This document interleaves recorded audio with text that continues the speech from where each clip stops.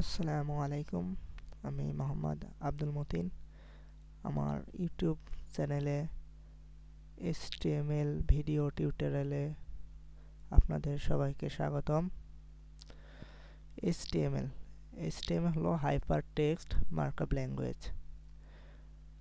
আমরা HTML একটি code editor অথবা নোটপ্যাড অথবা যে কোনো এডিটরে আমরা HTML লিখতে পারি এবং তা ব্রাউজারে রান করতে পারি।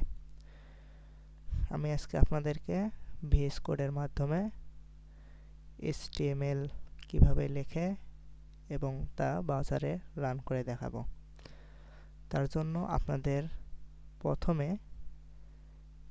ক্রোম ব্রাউজার অথবা গুগল যে কোনো ব্রাউজার থেকে VS কোড নামক কোড এডিটরটি ডাউনলোড করতে হবে। আমি VS কোড থেকে আপনাদেরকে টিউটোরিয়ালটি দেখাবো। আপনারা যে কোনো ব্রাউজারে VS কোড লিখে সার্চ দিলে আপনারা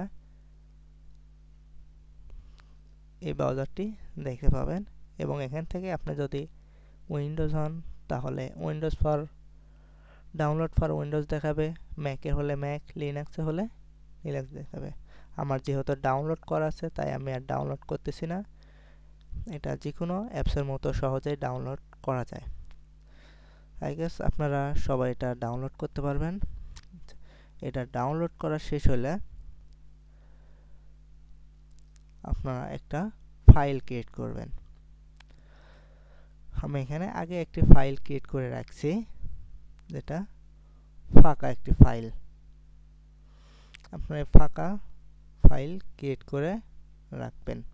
আচ্ছা, ক্রিয়েট করার পর আপনারা টার্মিনাল, যেহেতু আপনি একজন ডেভেলপার হবেন সেহেতু সবসময় আমরা কি টার্মিনালের মাধ্যমে কাজ করব। টার্মিনালে এসে আমরা যদি কোড স্পেস .ts যদি এন্টার করি তাহলে আমাদের কোড এডিটরে নিয়ে যাবে। আচ্ছা, আমরা দেখেন এই মুহূর্তে কোড এডিটরে চলে এসেছি।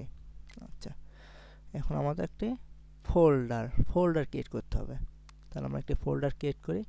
তার আগে বলে রাখি, ফোল্ডার ক্রিয়েট করার জন্য আমাদের অবশ্যই নামের পরে .html দিতে হবে। আপনি যে কোনো নাম দিতে পারেন। আমি ইন্ডেক্স দিচ্ছি, ইন্ডেক্স ডট, এখন যে কোনো নাম দেওয়ার পর .html দিতেই হবে, html দিতে হবে। এন্টার করলে আমাদের কোড এডিটর চলে এসেছে।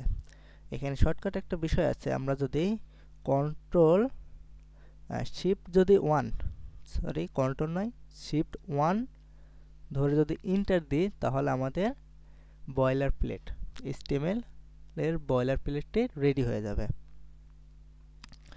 এখানে টাইটেলটা আমাদের কি ব্রাউজারের উপরে দেখা যায়। এখানে আমি টাইটেলে দিলাম। আচ্ছা, ডকুমেন্টস থাক, আমরা বডিটি আমরা যাই লিখি না কেন